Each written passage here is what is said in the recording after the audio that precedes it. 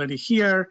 But let's go to the purpose of today. And today we want to start on our part one, how we can identify our own bias and the impacts that it has in our work. Happy Pride Month to everyone. And I always say that it's for like every month that we commemorate any group, that it should be the whole year. But I guess that we can take at least that there is a month in which we actually put emphasis on a particular community. So just to share a little bit of how I'm framing the conversation, I'm departing from a place in which how we can always have as a center for doing our work, three aspects very important, which is diversity, equity, and inclusion. And Christine said, yes, I am the Executive Director of the Office of Diversity, Equity, and Inclusion at Dell Medical School, and it's been very interesting to see how do we put health equity at the center of everything that we do. And and one of the things that it is important is that our emphasis, as you can see, are very action-oriented. They're verbs that are active, so that we really understand that if we don't actually put this intention behind it, it's not going to happen. We will keep the status quo. So it is about embracing, providing, and creating those spaces that provide the culture to build the inclusion. And I think that it is important for us as practitioners that we actually bring these concepts of inclusion also in our working relationship, in our alliance, therapeutic alliance working relationship that we have with our clients or usuarios, in which they can feel connected, not only within themselves, but also with the provider, as well as feel respected. That is a both way in which they engage, that they also contribute to the process and they are progressing in that. And one of the things that will be important for us is to then how these aspects of diversity, equity, and inclusion can actually create an environment in which the person who is coming to seek for help feel that they belong. And this is on all levels. It's not only on the helping profession, but it's also in the work that each one of us are doing in our institutions, on the places that we work, and how it is that we can actually really thrive based on for who we are on the places that we are inserted to do this work. And that's why the three elements has to be present. Otherwise, there is usually this lack of belonging or this sense of exclusion, and that can happen not only organizationally, culturally, and institutionally, but also individually one-on-one when we're working with clients.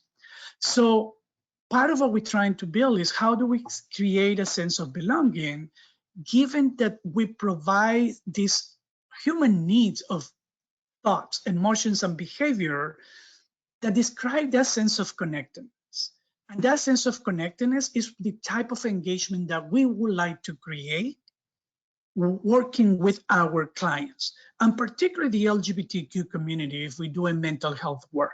What kind of engagement we can get so that we can do a very conjoined work between the therapist and the client.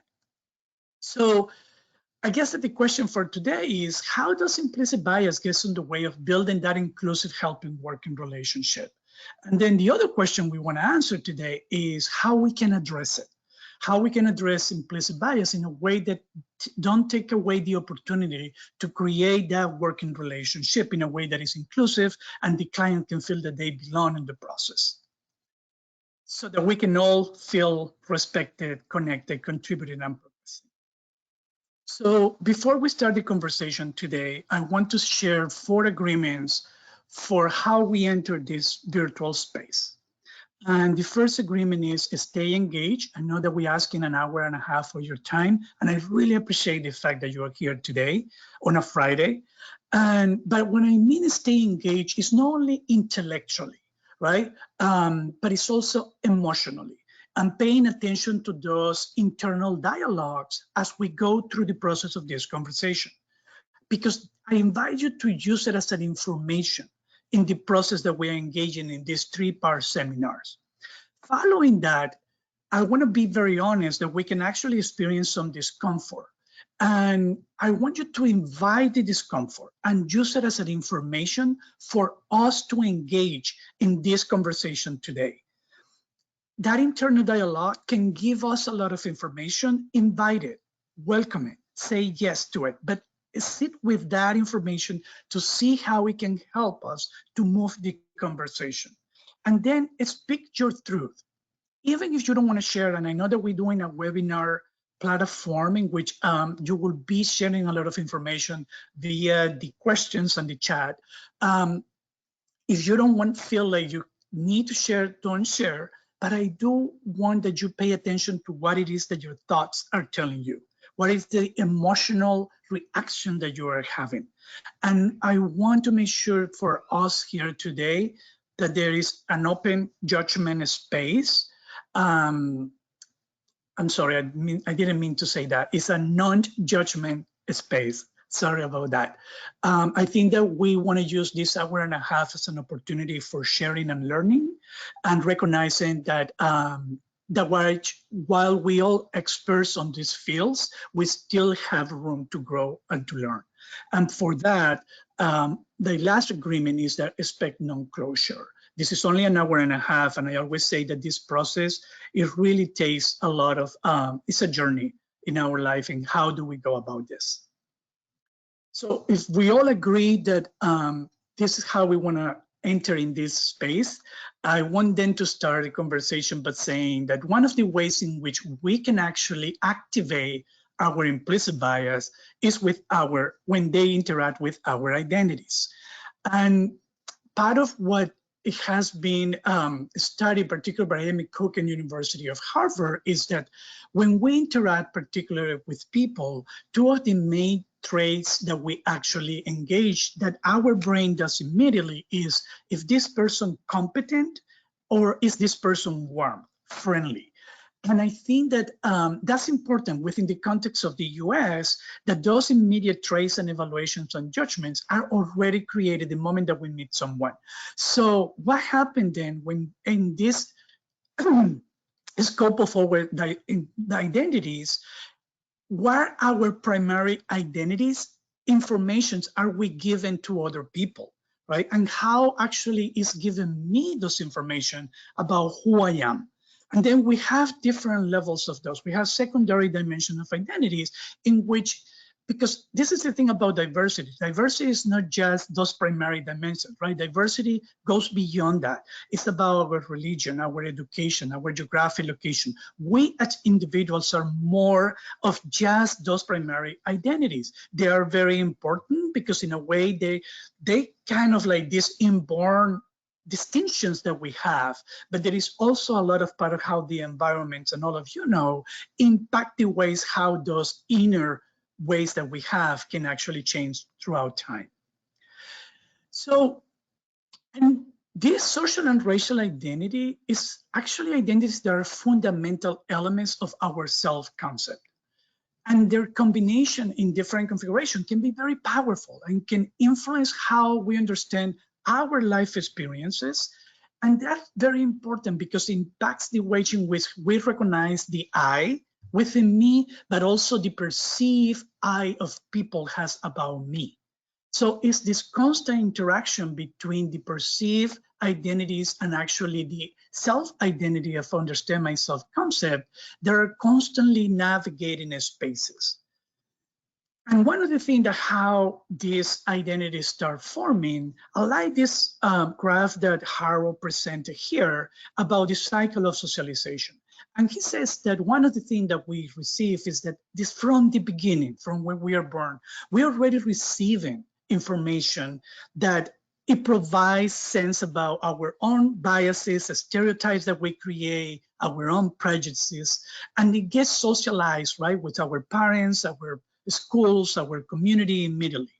And then it gets in this process when we start interacting with other institutions like churches, the television and media, and the law and the different institutions, then this get reinforced.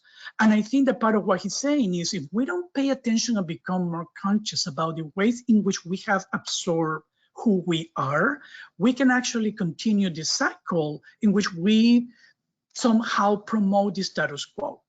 And at the core of this is usually fear, ignorance, confusion, and insecurity. So how it is that we can change that by building awareness within ourselves and also helping to build that awareness with our clients, that we can build a core that is more strong, empowered, and it creates a sense of security. And that's kind of one of the purposes why we do this work. Now, another way that we gather information is that our brain receives up to 11 million pieces of information in 1 second. And we constantly bombard it. And currently at this nowadays, even more with social media and many platforms, that how we tap into this information. And one of the things that our brain is an amazing machine is that getting 11 million pieces of information in 1 second is a lot of information. So I want to ask our first poll question here. And again, this is not about right or wrong answers today. It's about sharing knowledge and what we know.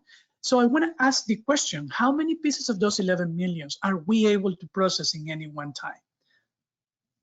5 million, 5,000, 500, or 50? And I know that Cindy's want to share the poll with you at this point, and you can answer the question.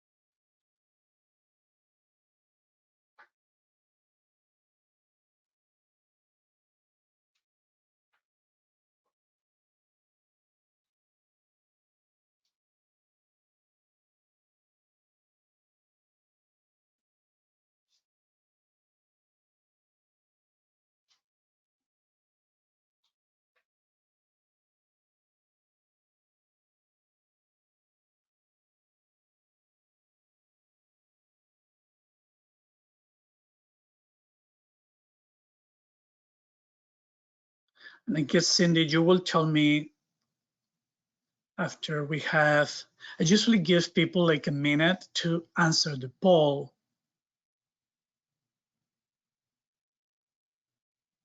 Yes, we're reaching that minute right now. Okay, thank you. And you should be able to see the results right now. Just in case for everybody, 5 million was a 3% answer, 5,000, 27%, 500, 20%, and 50, 50%. Thank you so much. Thank you so much. So there is a very half of this group here today. Asserted the answer is 40 to 50 pieces of information that we'd absorb in that second. That tells us there is a lot of information that we receive that is processed actually outside of our consciousness. And usually that piece that we have processes is what we use for innovations and creation and problem solving and critical thinking. So this tells us that we constantly, our brain is gathering information that it is outside of our consciousness. And this is very important. So I want to ask you right now, for example, to read this paragraph and take 30 seconds to do so, please.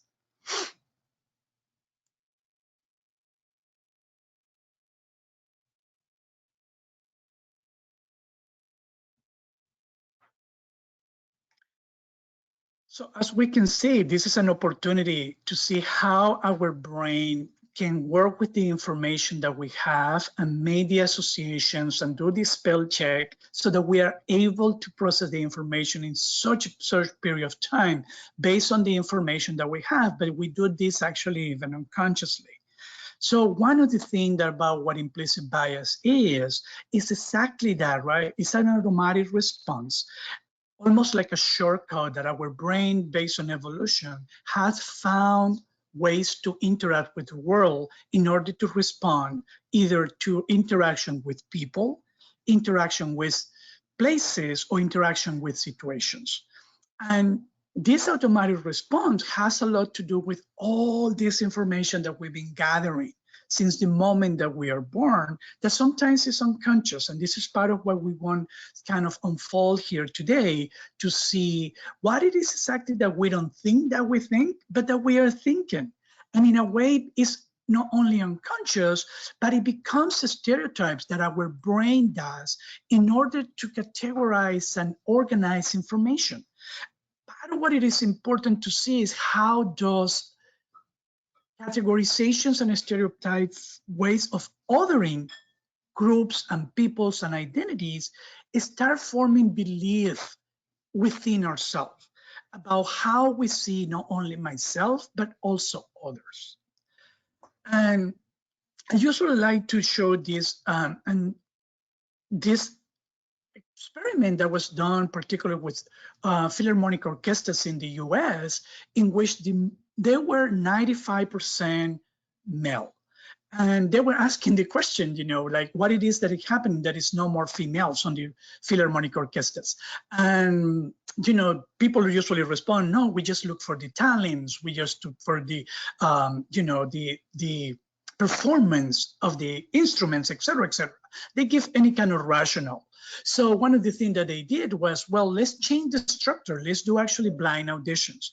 And since they decided to do that to nowadays, that 95% now was reduced, and 38% of the Philharmonic orchestras are actually women. So one of the things that they continually doing so is doing blind auditions. And if you see on the picture, the woman is barefoot. One of the things when they did the first part of the experiment, they did it and they still continue choosing males over females. And it was because they could hear women high heels coming into the stage. And nowadays they do barefoot, or they put some carpet, and they still continue doing blind auditions. So again, this is the ways in which how our brains sometimes don't see how much unconscious information we have, but it is important to recognize it because it's a part of how we make decisions, and bring it back to this information that we as therapists and mental health providers, what it is the part of the process that we need to actually go through in order to understand what our own biases are.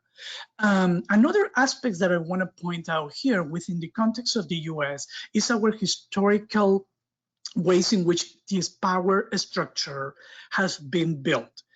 And I like to present this very oversimplified chronological timeline of how slavery we have for 300 years, and then we have Jim Crow for 100 years, and we only have 55 years in the civil rights movement, trying to continue working in how do we build equity and equality among the different groups. But this structure and this historical structure within the US, it has created power among groups that have become dominant over others. And it has created also an ideology that implies that some groups are better than others or superior than others. And, you know, I'm always have struggled myself with this idea that, so if I do something that is discriminatory and it is out of my implicit bias, so I don't have responsibility on it because it is unconscious. Well, that's not the case, right? And that's what I like to present this slide here, in which how do we see how implicit bias has a very high correlation with the structural racism that we currently see in the country, right? And these priming associations and assumptions of some dominant groups feeling that in terms of race in particular, they're superior than others, that it has actually evolved in historical policies and practices that we continue doing today and represent the ways in which we have inequitable outcomes and racial disparities. And we see that very clearly with the LGBTQ community.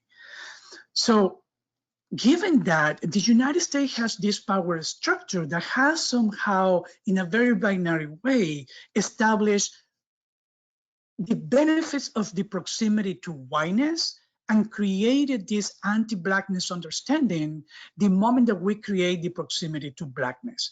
And I think that I want for us to think how within this spectrum, sometimes we are located ourselves based on our own identities that have created these benefits or disadvantages based on how close you are to any of those parameters that I'm presenting here today. And this is for us to reflect, right? Because social identities, they're not bad or they're not a deficit, and they're not oppressive by themselves. In fact, they are a source of self-understanding, and we use those identities with our therapeutic work. They're sources of pride, they're sources of sustenance, they're sources of empowerment. However, the systemic practices of the different isms that we engage with that create the different hierarchies that evaluate somehow people just because of the social group membership that they belong to. So one of the things that how this understanding and how this structure has implied, it has impacted the way in how implicit bias affects healthcare. And I want to share with you this very short video, so just to see kind of high level the ways in which implicit bias impacting the healthcare system that we are all part of it. And please tell me if you can hear it.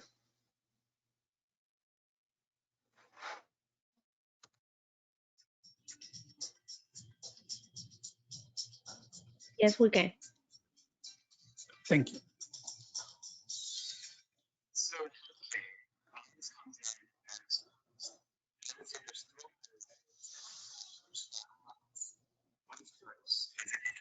Can you turn it up a little bit?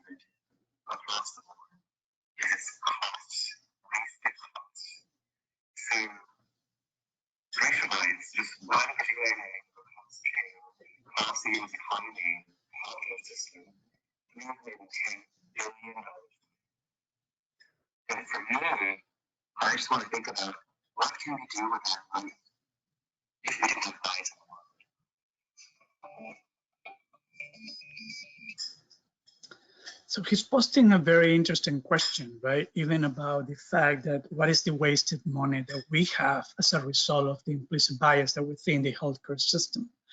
And one of the many ways that the study represents is actually the attrition of patients not coming back to their care providers as a result of the different ways in which how bias interact in those relationships.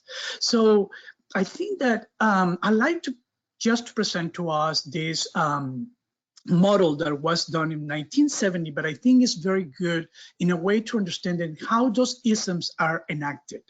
And, and this historical power that I've been talking about, how we have ingrained in the benefits of receiving privilege as a result of that power, in combination with the prejudice that people can have based on discrimination, and using this prejudice in a discriminatory way, is actually what it creates the isms.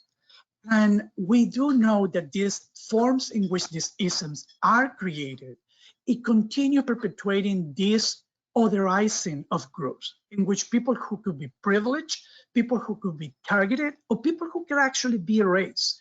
And I want for us to stick with this definition because it will help us to understand, even within ourselves, our identities, that we can actually be in any of those categories.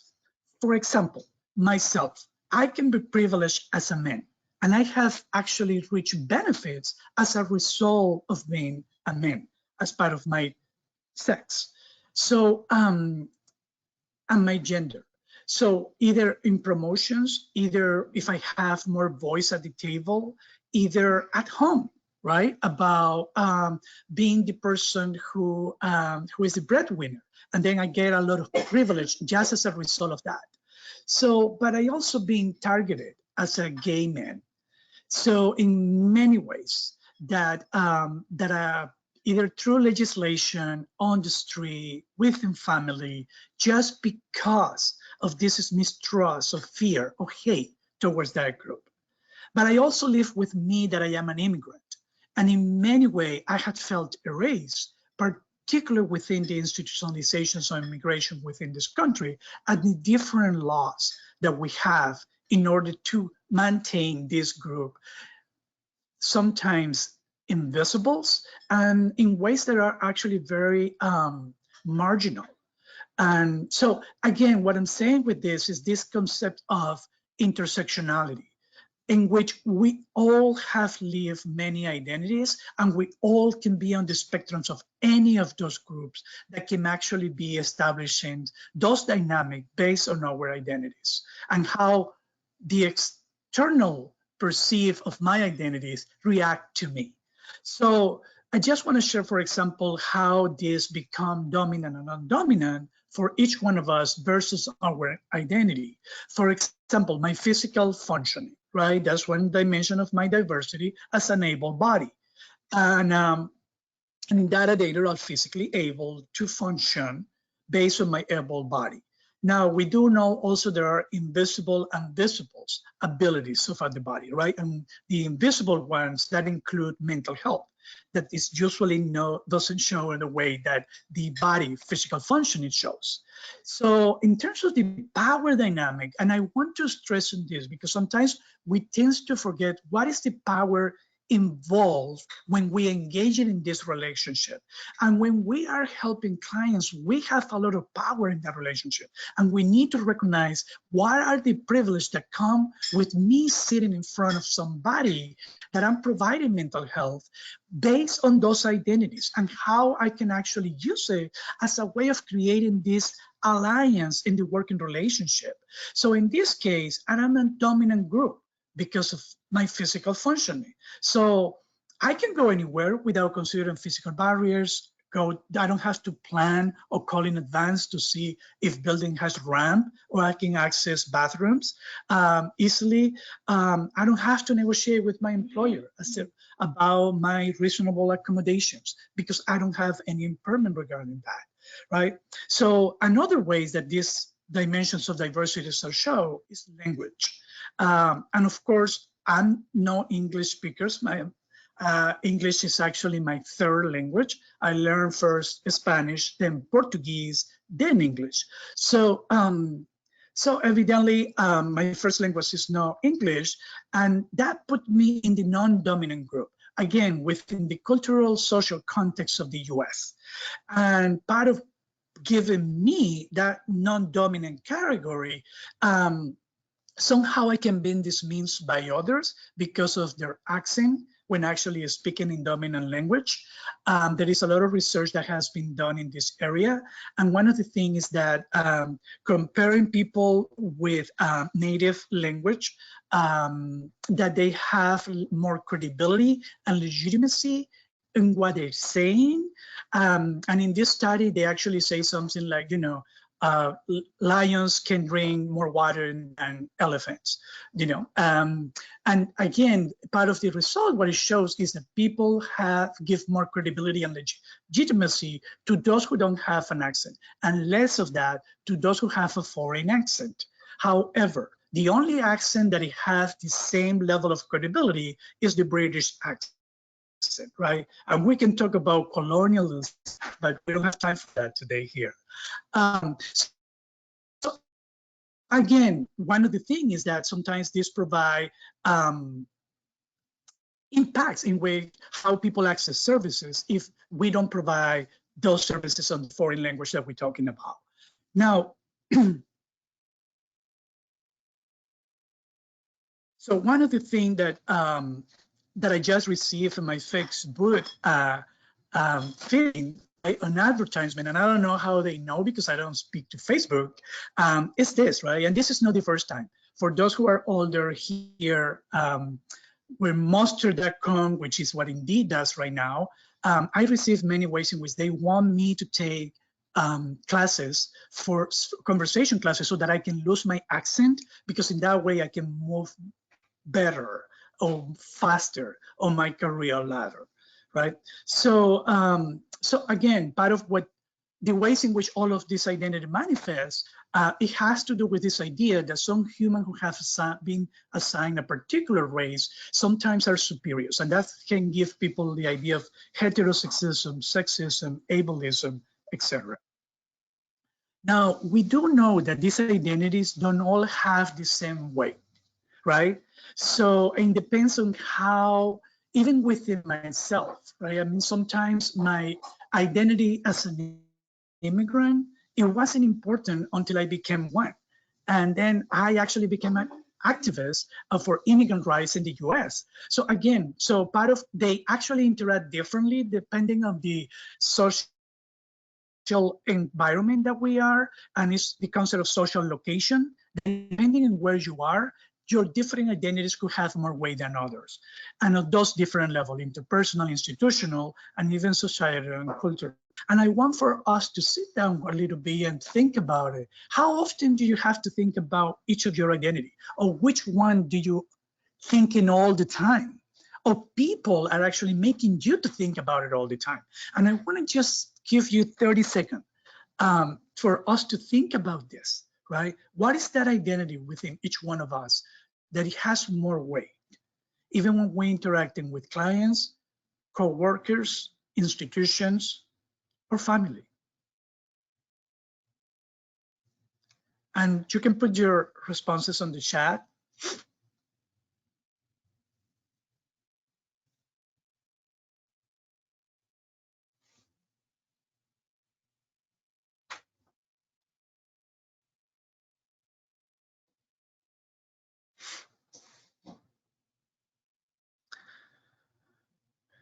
So we want to continue, but I just want us to continue thinking about this, how our identities have impacted your life. And there are identities that we have actually even more conscious information about than others, because our social interaction have also provided that.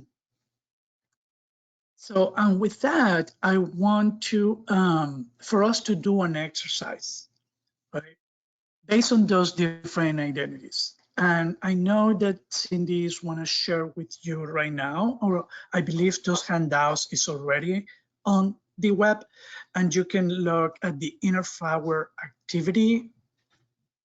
And what I will do is, I mean, this is actually, I adapted myself to make it simpler, and you can look at the original one for the work of James R.C. that he created. But what I decided to do is, like, you know, looking at those mostly primary dimensions of identities, and how it is that we ourselves identify. So I want to do right now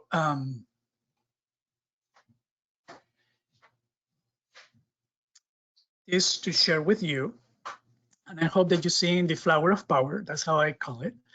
And I'm using this concept of Gloria Anzaldúa that she talked about, the work at the margins and how it is that the people who is on the outer petals, right, are the populations that somehow have been in this process of structural racism that historically have provided power to some dominant groups in reference to others in this process of racialization, that those at the margins are usually the people who have been marginalized from society just based on that membership of that group. So if you can see here at the flower, so we have these different identities. And what I want you to do right now, no, that's not what I want to do, is to, and I know that it could be oversimplified, we're more complex than that, but just for the purpose of this, is just, where did you identify in this flower, right? So I wanna do it right now and identify myself as a man in terms of my gender. I identify myself as the Black, Indigenous, people of color. I identify myself as gay.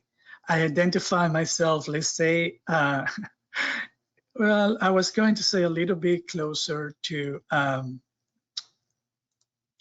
here, but I see elderly. I could put myself on the middle upper class, all other languages. So you got the idea, right? The idea is that you figured out what are the ways in which you identify, in this case, my able body. And what I want us to think about, and religion, I can also say that I'm Catholic, and that's a Catholic in recovery. So, and we can talk more about that in our next session.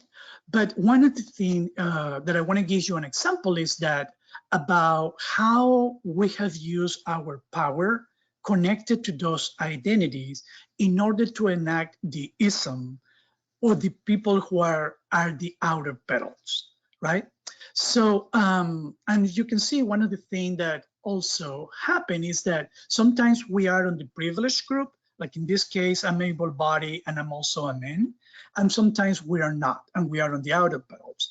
But one of the things that I want for us to think is about an experience in which, and I know that we cannot break our room here today, but if you can do it in your own place, think about a time or experience in which either you were on the inner petal or the outer petal, and you experienced the ism.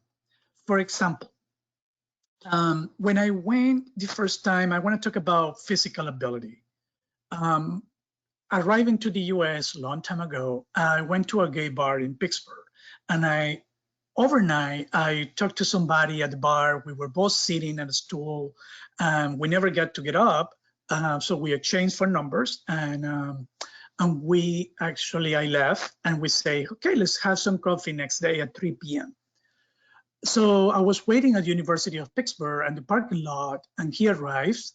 And when he arrived, he parked on the handicap spaces.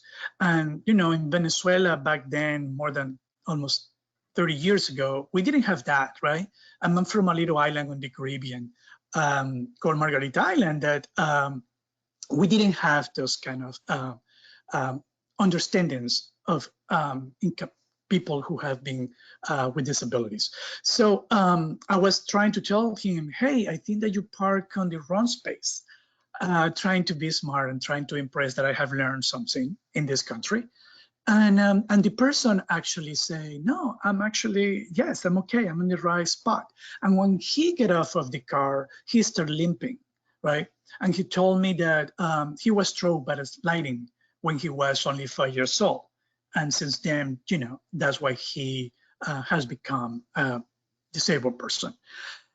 And as hurtful as it is, I have to admit that at the time, that was actually the second and last time I saw the person, because I found him unattractive the moment that I saw that physical inability. So I can share with you many stories about being myself on the outer petals, but I think that sometimes it's harder to share the stories or think about the stories in which we have used our power and our prejudice in order to discriminate somebody because they are living with some of those identities.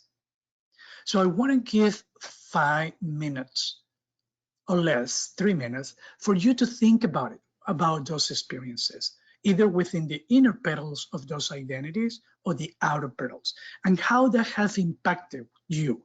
What kind of information that have given you about yourself, about your self-concept, and the perceived idea of how other people see you.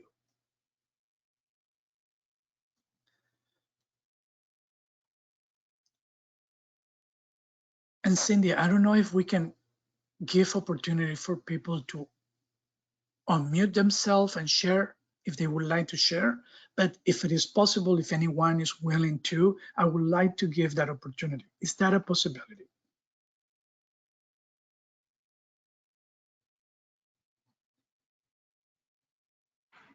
I don't think it is right now because the way Okay. the webinar webinar is started, yeah, but they can definitely submit their impressions on the question tab, and I'll read those if they want to share something. okay. Great. Thank you. Thank you. All right. So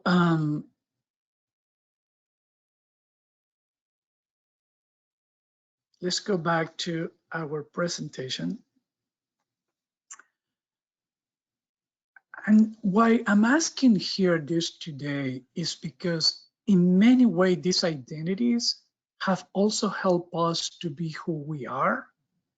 And those identities also interact in our working when we actually interacting with those clients that come to seek help from us in whatever capacity you are, as a case manager, as a nurse, as a social worker, as a therapist, wherever the case is, even as an intake specialist, wherever the case is, we already, that interaction of our identities, it is the first trigger that we have in that interaction that it already creates expectations and judgment and prejudice and assumptions. It's the priming that our brain does.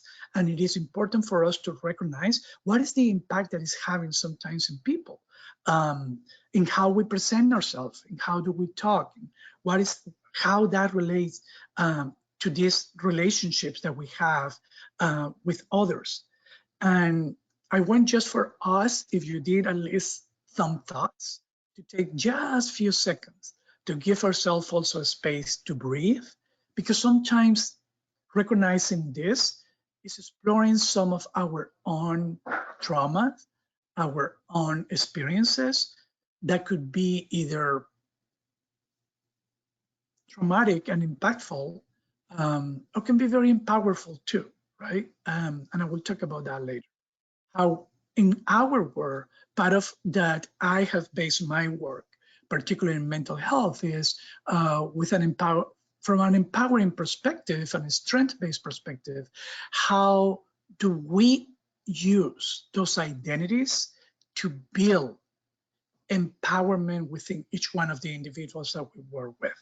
And when it comes to the LGBTQ community in particular, that identity in itself, how do we work it so that it becomes a source of empowerment? So if we all get to breathe a little bit, I want to do a very short exercise with you. So remember that I want to show you here some pictures. And I want you to pay attention to your feelings, your judgment, and your reactions and your thoughts. And what I want you to is to think on this scenario. you want to receive a client for the first time.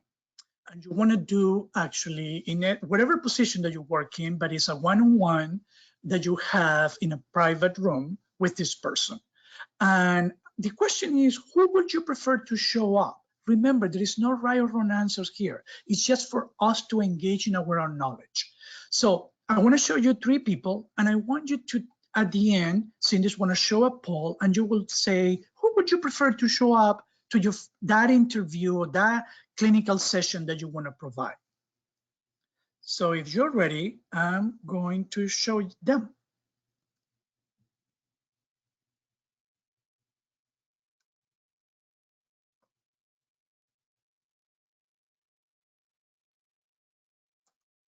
Okay, so this is our poll number 2. Cindy, if you can share that with everybody, I really appreciate it. So who would you prefer to show up? Number 1, number 2, or number 3? And I think that the poll is open right now.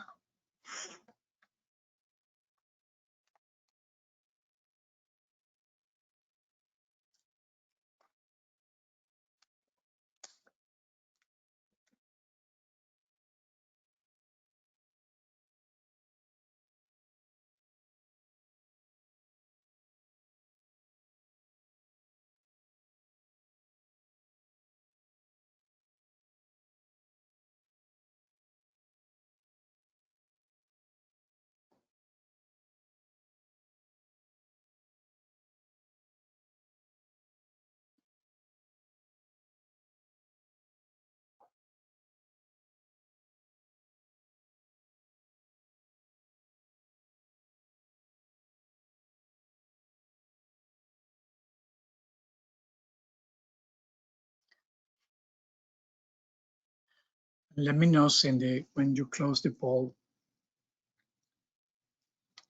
what the results are.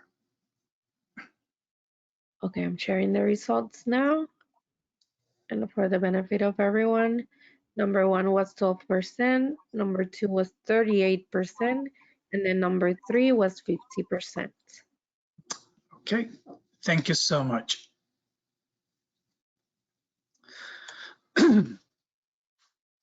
So let me introduce just a little bit of each one of the person who they are, and of course, this is just looking at the second dimension of identities, just to learn more about each one of them, and we cannot cover all of it. So this is John Futterman. He's actually the Lieutenant Governor of Pennsylvania. He has been previously Mayor of Braddock, a suburb of Pittsburgh. He's been in the news as a result of the election last year. And actually the tattoo on his arm is the zip code of where he lives. He's a Harvard graduate and received international media attention for their economic revitalization program that he did. After he graduated, he went back and really did an amazing revitalization program. And as before becoming a social worker, I was an urban planner. I'm very familiar with his work. So Chris Watts, I don't know if you learned, this was in 2018. He was sentenced for life in humane killings of the 2 daughters of his pregnant wife. He was sentenced in jail, life sentence for that. And then Joseph Samir is actually an obstetrician and gynecologist working in Lake Charles, LA. So, so again, I mean, what I want for us is to reflect together. What was the immediate reaction, association that we have, right? What was it like for us to see the 2 pictures, and who will I prefer to show up the next day in my interaction? And what do we notice? What we realize? Based on what we made that decision? How even that first impression make us to make a decision about who do we prefer to show up. For example, I noticed that number 1 got a very low percentage of if you wanted to show up. What was about the picture that actually made you to think that you don't want that person to be the one showing up next day? So again, part of what we want us all to recognize is that when our brain made decisions based on those associations, ideas that we have, and they could be very quick. One of the things that research has also demonstrated is that particularly making decisions in healthcare because of the stress of the environment, that's when we tap the most into our unconscious information in our brain. And this is very important to recognize because again, we constantly making diagnoses, creating reports, doing clinical notes, seeing the patient, and constantly being very stressed about the environment. And that's the time in which we actually tap into our unconscious biases.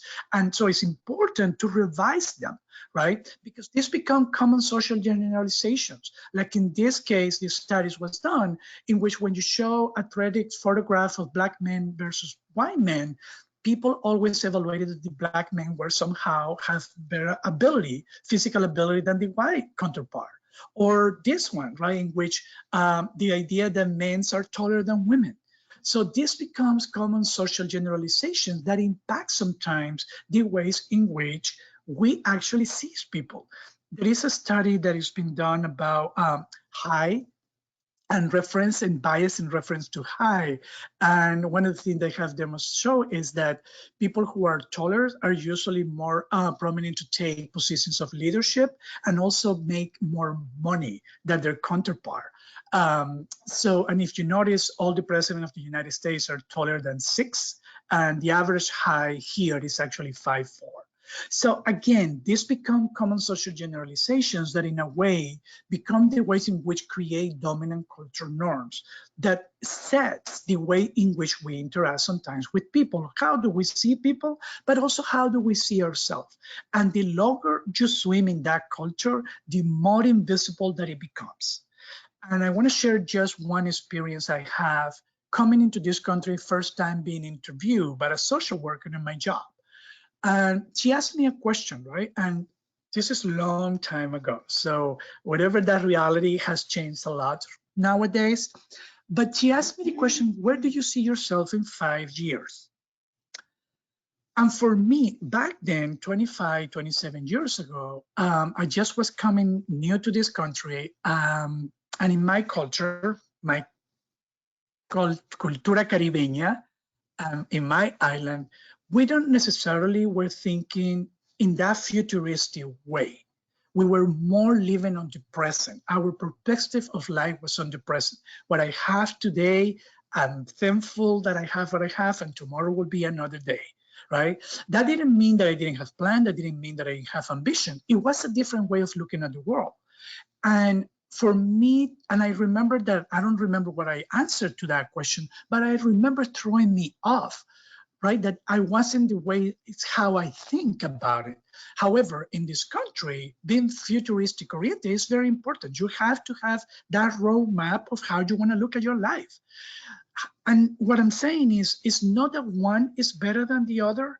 It's just that the way that one is dominant, and based on that, now I have been evaluated in that dominant cultural norm that I need to have all my life figured out, right? So again, part of what I want all of us to say is like how I am participating in these cultural norms and how I'm actually creating the book of rules through which our brain construct these schemas of information, how it organizes information in ways that continue perpetuating the dominant cultural norms. For example, if I ask you to see in this picture, what do you see? You can put it on the chat, you can put it on the question section, but I want you to think, what do you see here? This is part of the work of Carl Dallenbach, right? About how our brain works.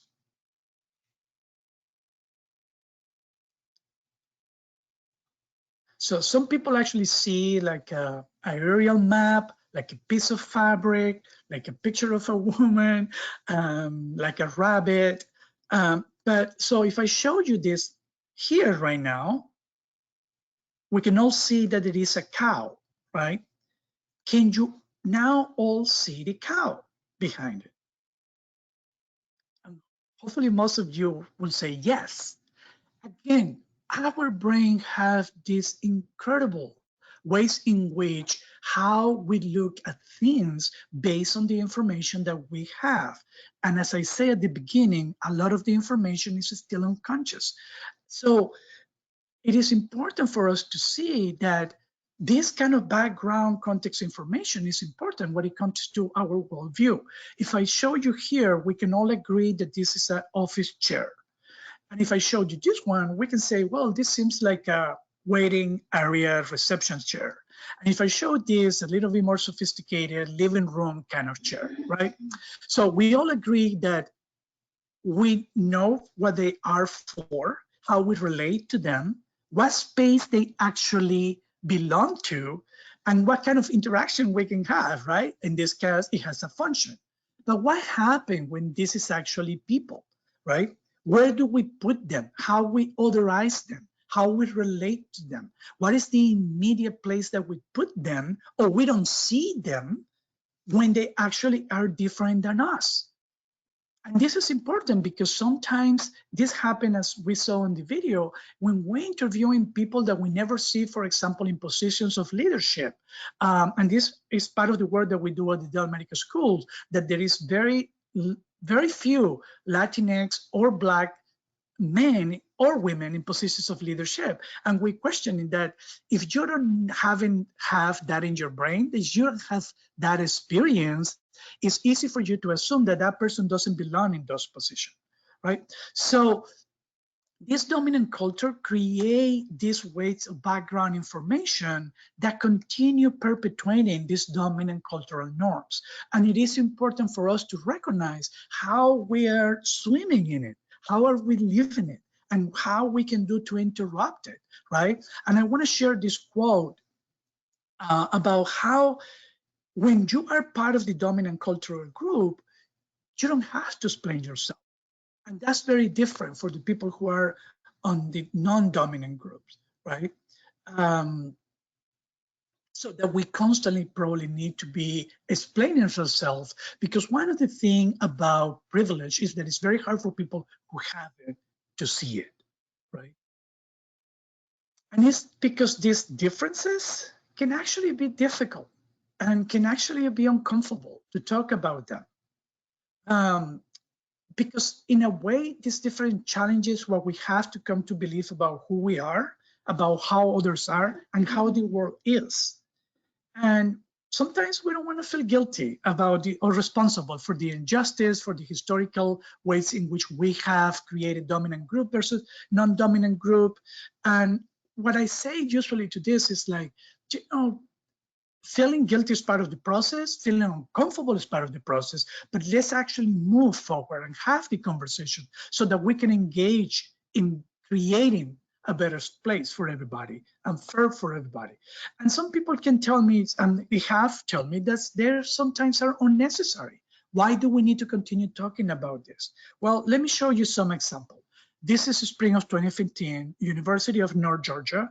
Actually, this is their pamphlet or brochure to engage and invite students to come to their campus. What do you notice there, right?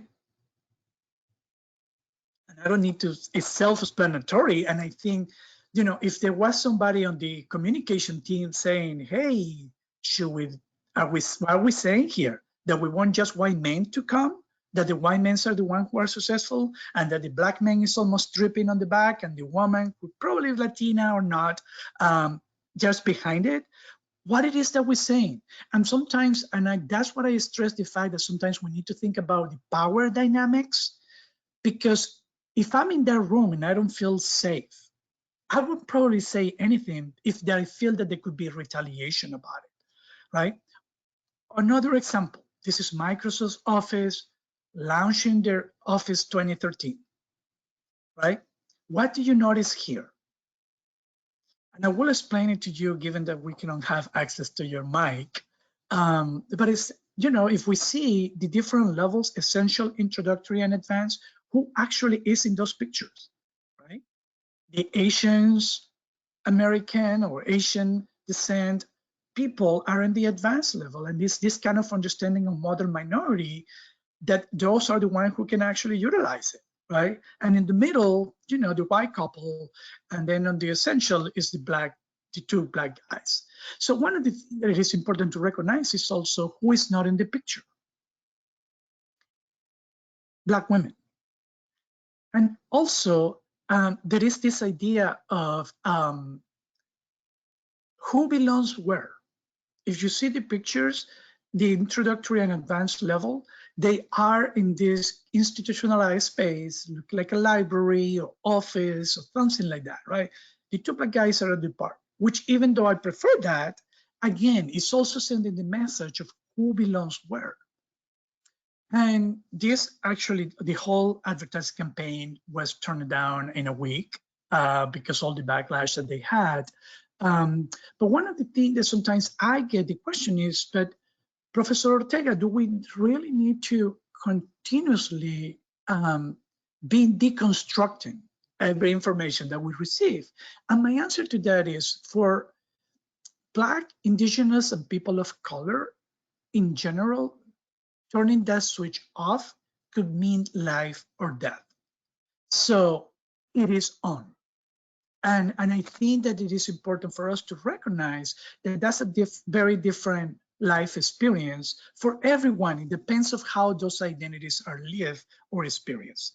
So you can all ask me the question, so how all of this has relationship with biases and in terms of intersecting with social identities? Well, again, unconscious bias are these hidden beliefs, ideas, and values based on that perception that we have with people, places, and situations, and the response that we have to it. And one of the ways that we can establish how we start understanding even ourselves is assessing implicit bias within each one of us. So one way, and probably some of you are already very familiar with the implicit association test, but I would really recommend to do it. And for our next part 2 of this series, I really will ask you to do the sexuality piece on this, just to look at what are your own implicit bias that you have towards certain identities, disability, race. You can do it on your phone. It won't take more than 10 minutes, and it will give you the results right there. And this was actually introduced by University of Harvard, Dr. Banerjee, back in 1985.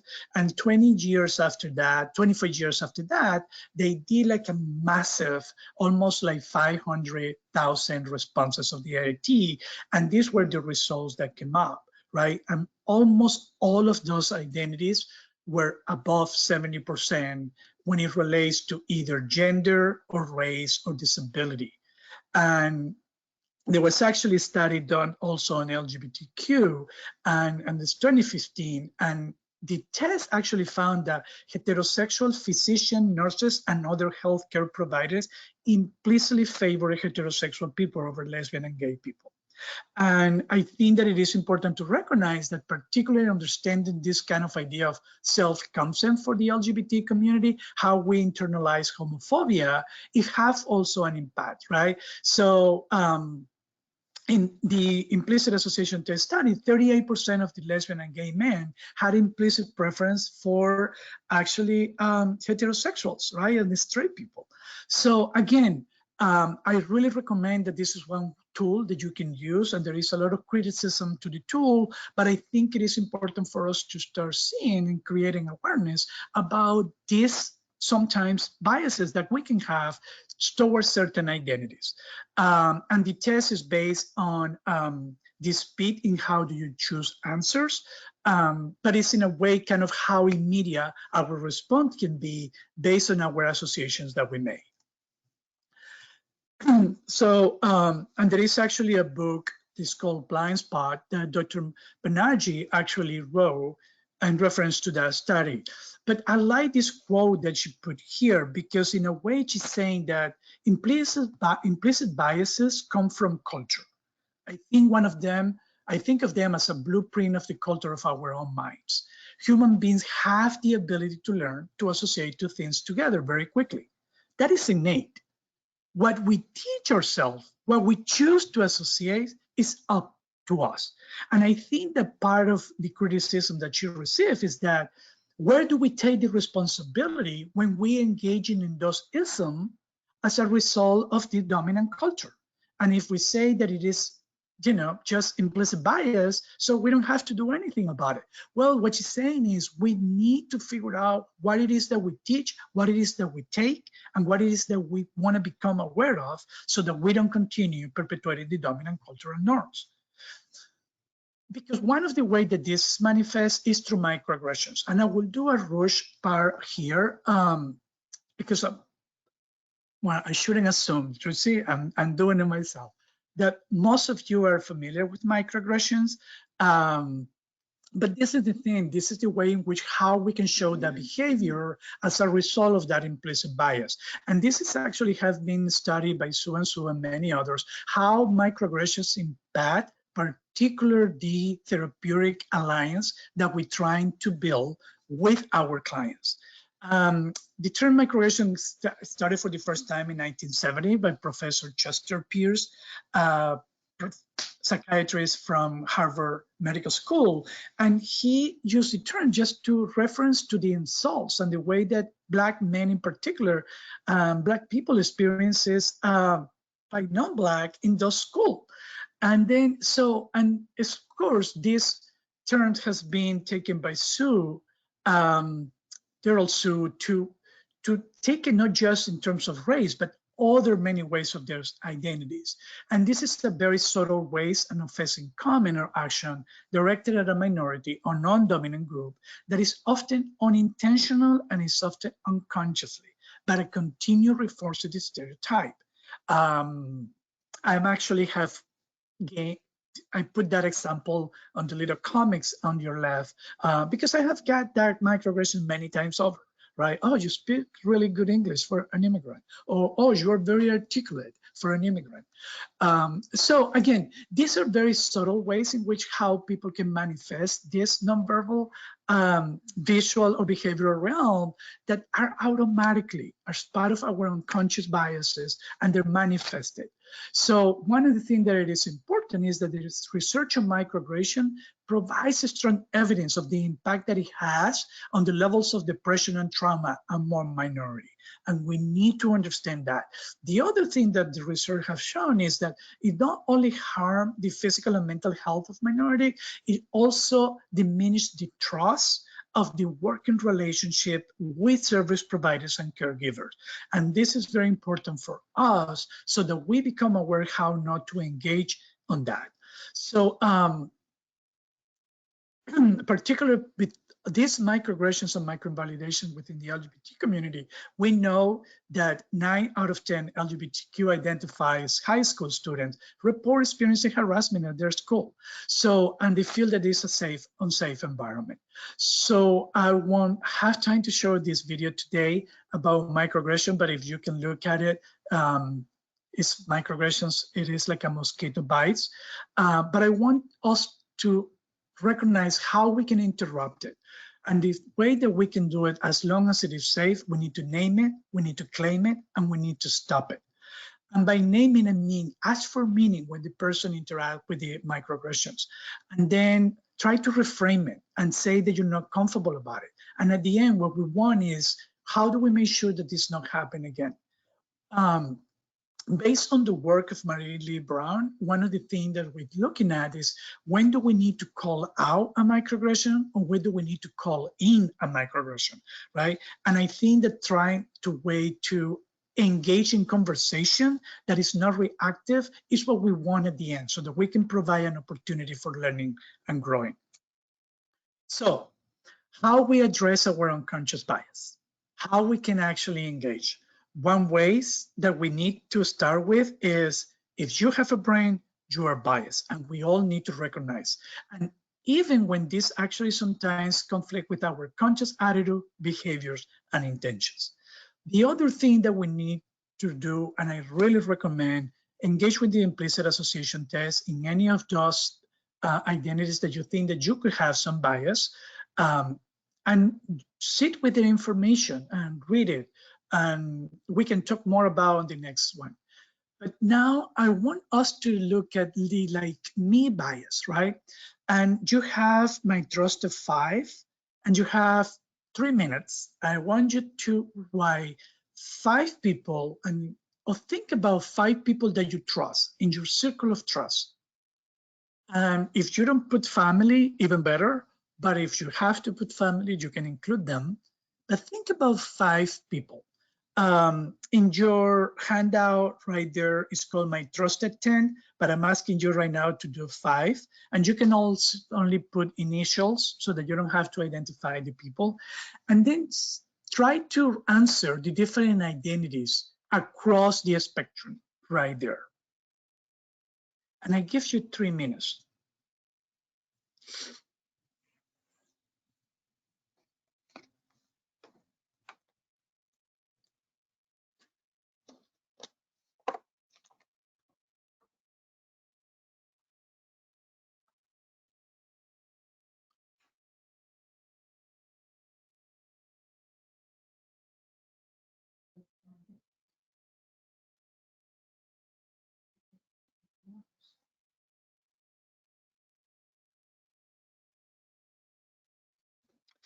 Let me actually, I should have shared that with you. So this is how it looks like. Yes. Now we'll put J, male, heterosexual, black, 35. Level of education, higher education, disability, no, single, national or foreigner, national. Is English the first language? Yes.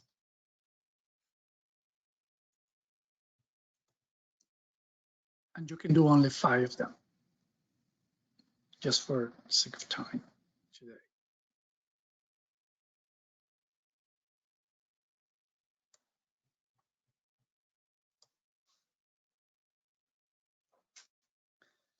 Someone wrote something here. Okay. I just don't get it. I think maybe it's in code or like the initials of the names. But they Okay, wrote, so let me do it. sorry, Can you repeat like that? of each name, I guess. So let me just repeat it again so that people have a better understanding. Sorry about that. So you want to put here 5 people that you know that are kind of very close to you, that you trust, right? This at work or outside of work. For example, I put MT, right? And I here in terms of gender, she's female, and you can choose male, female, trans. You can say in terms of sexual orientation, it's heterosexual or any of the LGBT. In terms of race, if it's white, black, Latinx, Asian, or other. The age is 55. Level of education is high school, is college educated or higher education. And higher education. And saying higher education is like masters and PhDs.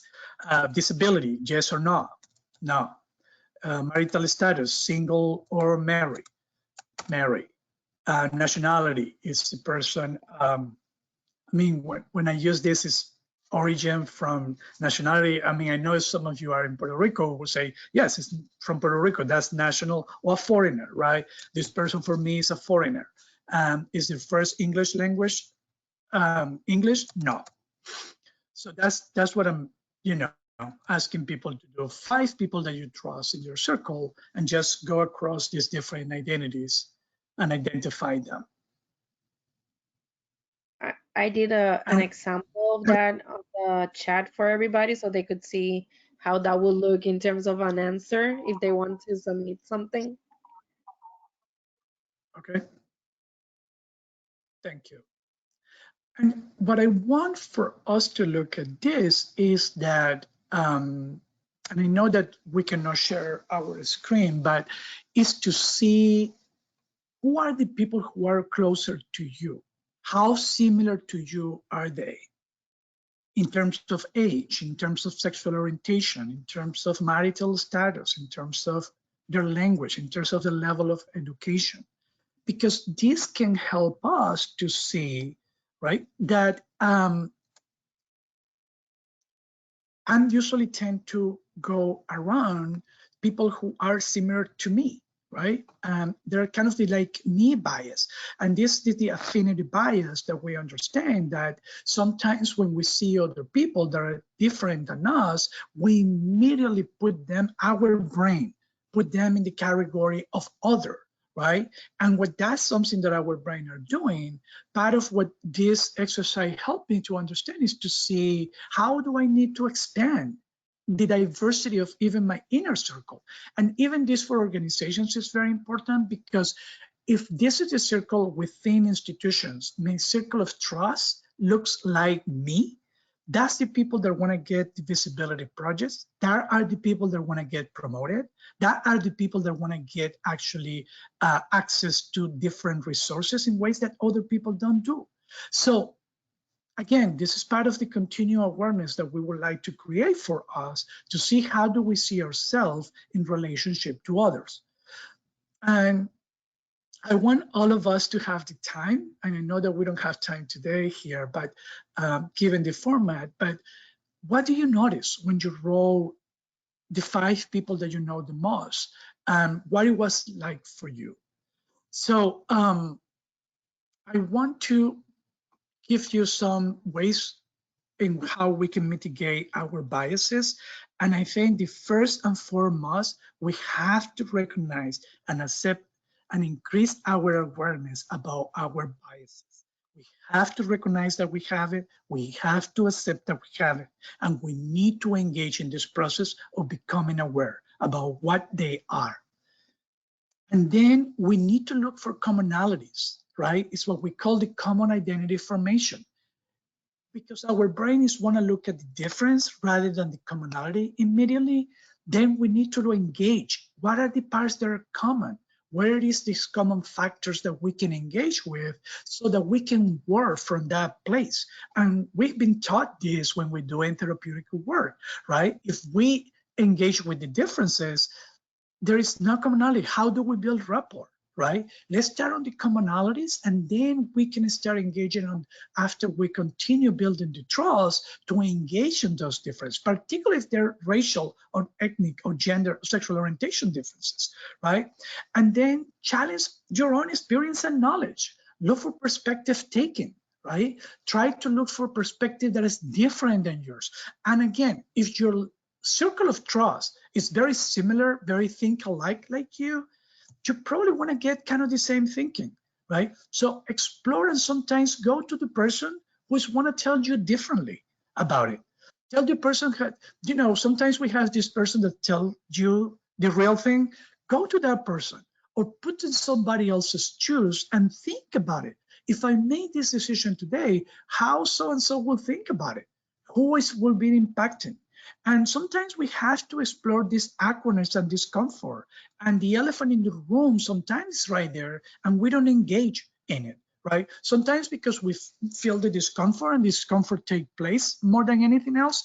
But I think sometimes that we feel scared that we cannot engage in those conversations. And I have many colleagues that sometimes they're interviewing a Black person and they are actually a white female, and they don't want to talk about this race differential, just because it's uncomfortable and they don't know how to talk about it.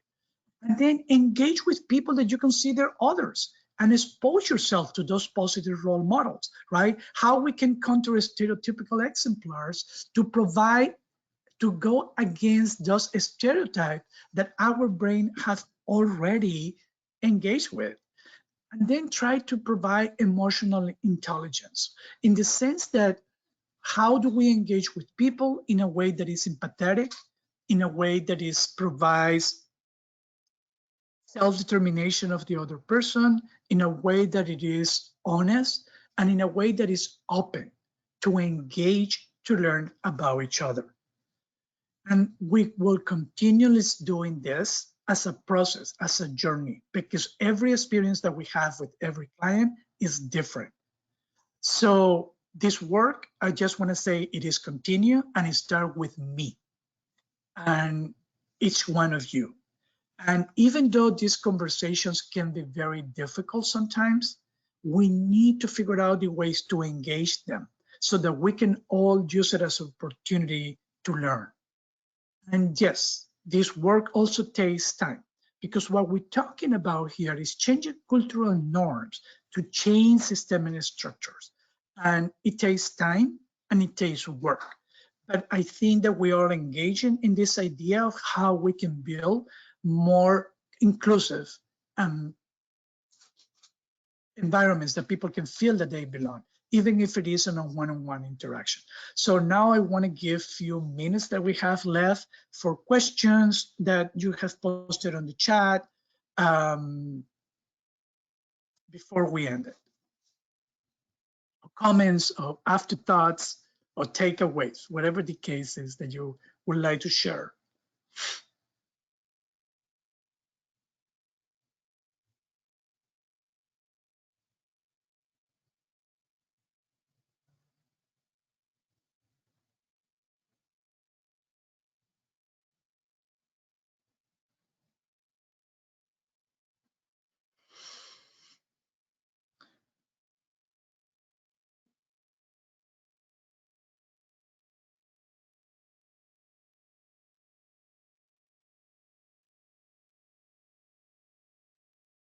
I don't know if I'm not seeing the question myself, or if you don't have any questions or thoughts. Yeah, any comments right now? I don't know if you want to give it a minute or so. Sometimes there's a little bit of a delay and questions do come through. Thank you. So for anybody that has probably doubt, you have the question box either on the website, if you're on the website, or on the app. You should have a question tab, and you can submit either questions, comments, if you haven't already.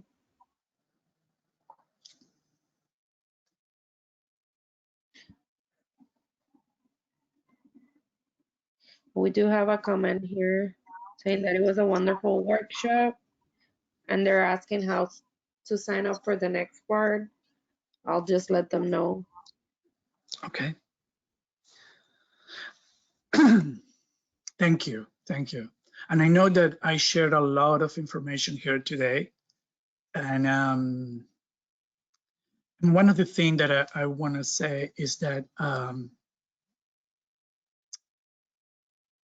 first of all, thank you, each one of you, for being here today, for being in this space. And I hope that it provides some of the tools, actually, and ways in which each one of us can become aware of how our identities impact the way that we see the world, and how that impacts our relationship with the people that we work.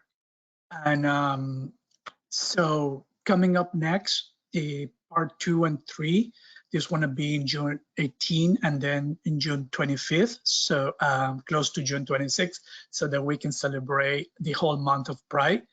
And we will be sending another link, because we want to do it in Zoom next time, so that we can do some of these activities in a more participatory way.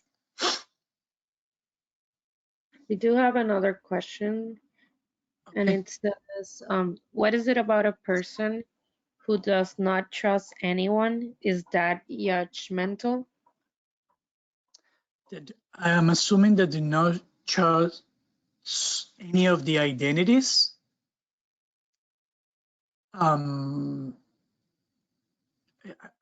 It doesn't specify. It's just like in general. I guess if it's a person who's not very trusting, if that person is being judgmental in that sense, or if it's something else.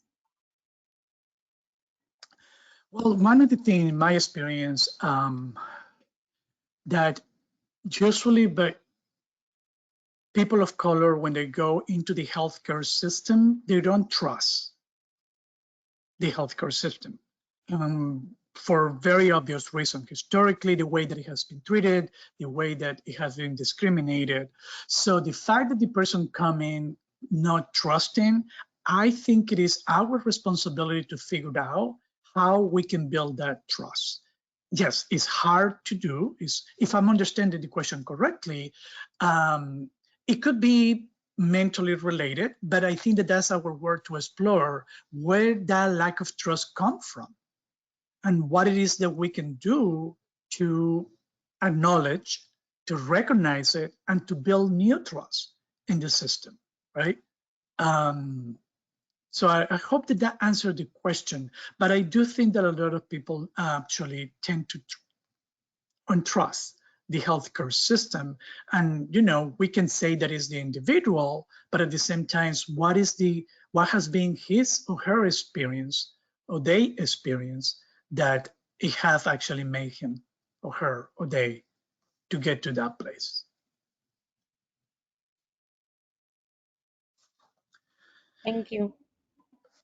I also want to share if you can actually scan the speak here so that you can actually provide feedback. It will be very helpful for everyone involved doing this work. So your feedback will be very important, and we would really appreciate if you can take a few minutes to do so. Yeah, I also added the link on the chat, so that's easier for everyone as well. I'm gonna read a couple of more comments that have been coming through. Please. Thank you, excellent presentation. You provided a lot of information to reflect on. Another one says, thank you, I learned a lot. I look forward to the next workshops and will bring some of my fellow UTA classmates with me. That's awesome. And then another one, let me see, I'm not sure if this is a question or more of a reflection. It says, I try to address biases not only within my or me, I guess, but also in my personal life. Have you ever felt like you could accept clients, but not someone in our personal lives regarding bisexual or open relationships? Can you repeat the question, the question part? Yeah, it says, have you ever felt like you could accept clients, but not someone in our personal lives regarding bisexual open relationships? Well, I mean, that's a very good question. So, yeah, I mean, this is a question that I, even myself has struggled, right? That how it is as we do our professional life and we want to compartmentalize that, like our personal life has nothing to do with that. And I have this debate in the field because I do think, I mean, the whole reason why I'm doing this today is for us to understand that we do bring into our professional life, our personal life. There is no way not to do it. It's what we call bring the self into the professional. And I think that we can be professional, and even the word professional have a lot of dominant culture here. So so how I can actually compartmentalize myself and accept bisexuality or open relationship in clients, but when it comes to family members, I turn and say that's unacceptable. I mean, that's a dilemma, right? That's a question that we could all struggle with. But I think that I will say more importantly is what it is about me that I can do that with my clients, but I cannot do that with a family member. And how I can is because I have an obligation professionally, and based on my code of ethics, I will respond to it. But what is my code of ethics in family? Is that my religion? Is that my relationship with my family members? Is that what I have come to believe? And I need to explore that then.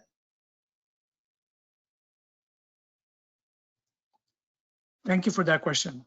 That's a very good question. Thank you. I don't think we have any more questions. I do want to say Just a heads up, everybody's gonna receive the new link. Just like we mentioned before for the Zoom portion for the next two parts. So be on the lookout, because if you're already registered on the GoToWebinar, I'll be sending an email to everybody that's already registered with the new link for that next event. Yes, thank you, because we want to do a Zoom link. So be on the lookout for that. And thank you, Dr. Ortega. I think that's all the time we have for today. Yes. So I want to thank you and thank everybody for being here. And I hope everybody has a great day, and we'll see you on the second part. All right. Thank you so much. Have a good day, everyone. Thank you.